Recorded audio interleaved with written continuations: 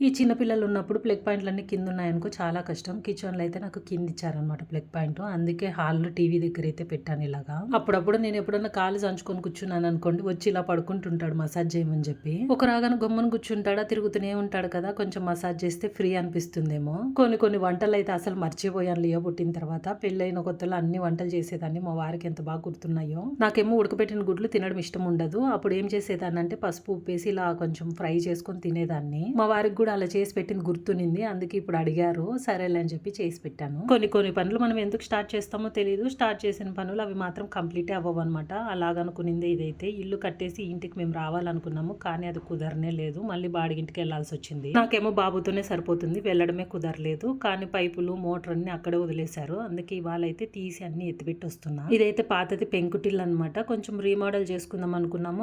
అది కూడా సగంలో ఆగిపోయింది. మనోడు అక్కడికి వెళ్ళినా కూడా ఆటలు అయితే వదలలేదనమాట. ఆడుతూ ఉన్నాడు. బాగా అలసిపోయి పడుకునేసాడా ఇంటికి వచ్చేసరికి. పొద్దున ఎప్పుడో చెప్తే అది గుర్తు పెట్టుకుని మరి ఇప్పుడు ఐస్ క్రీమ్ అయితే తీసుకొని వచ్చారు. లియో లేసేసరికి ఇది అయిపోయి కొట్టాలి, లేదంటే కావాలని అడుగుతూనే ఉంటాడు. తినిపిస్తే ఏమో జలుబు చేస్తుంది. ఇద్దరం కలిసి ముచ్చట్లు పెట్టుకొని ఐస్ క్రీమ్ అయితే ఖాళీ చేసి